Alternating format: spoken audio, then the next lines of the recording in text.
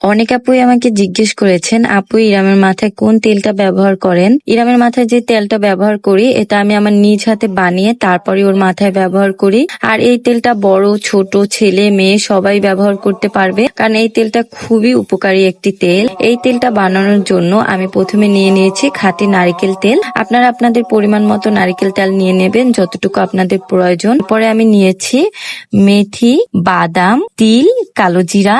এরপরে আরো কিছু উপকরণ নিয়েছি, পেঁয়াজ, নিম পাতা, তুলসী পাতা, জবা ফুল, অ্যালোভেরা আর হচ্ছে মেহেদি পাতা। এই সবগুলো উপকরণ আমি কিন্তু তেলের মধ্যে দিব। তো প্রথমেই আমি একটা প্যানে তেল ঢেলে নিলাম, এরপরে কিছুক্ষণ অপেক্ষা করব তেলটা গরম হওয়া পর্যন্ত। তেলটা যখন গরম হয়ে যাবে এর মধ্যে আমি একে একে সবগুলো উপকরণ দিয়ে দিব। অবশ্যই তখন জালটা কিন্তু মিডিয়াম আঁচে রাখতে হবে, নাহলে কিন্তু সবগুলো উপকরণ পুড়ে যাবে। একদম মিডিয়াম আঁচে রেখে তেলটা আস্তে আস্তে করে জাল করে নিতে হবে। আর যখন এটার কালারটা আস্তে আস্তে করে চেঞ্জ হয়ে যাবে তখন দেখতে পাবেন যে তেলের কালারটাও মাশাআল্লাহ চেঞ্জ হয়ে যাবে। আপনারা জাস্ট একটু দেখুন তেলের কালারটা কত বেশি সুন্দর হয়েছে।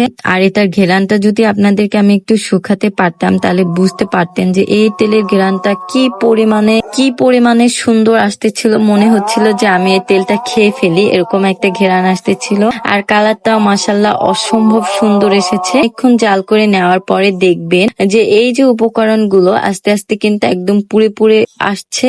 একদম পুরোপুরি পুরানো যাবে না, পুরোপুরি যদি পুরানো হয় তাহলে কিন্তু তেলের কালারটা নষ্ট হয়ে যাবে, প্লাস তেলের ঘেরানটাও কিন্তু নষ্ট হয়ে যাবে। যখন এরকম বাদামি রঙের কালার এসে পড়বে তখনই তেলটা উঠিয়ে রাখবে। উঠিয়ে রাখার পরে একটু ঠান্ডা হওয়ার জন্য অপেক্ষা করবে। ঠান্ডা হয়ে গেলে এরকম একটা ছেঁকনির সাহায্যে তেলটা ছেঁকে নিবে। এই যে হয়ে গেল আমার সেই ম্যাজিক্যাল হেয়ার অয়েল, যেটা আমি ইরামকে সবসময় দেই, প্লাস ইরামের বাবাকেও দেই। আর আমিও কিন্তু এই তেলটাই ব্যবহার করি। একটা তেল বানিয়ে বাসার সবাই ব্যবহার করতে পারবেন। এই তো, সবাই ভালো থাকবেন, সুস্থ থাকবেন, অবশ্যই আমাদের পাশে থাকবেন। আর নেক্সট কি জানতে চান আমাকে কমেন্টে অথবা মেসেজে জানাবেন।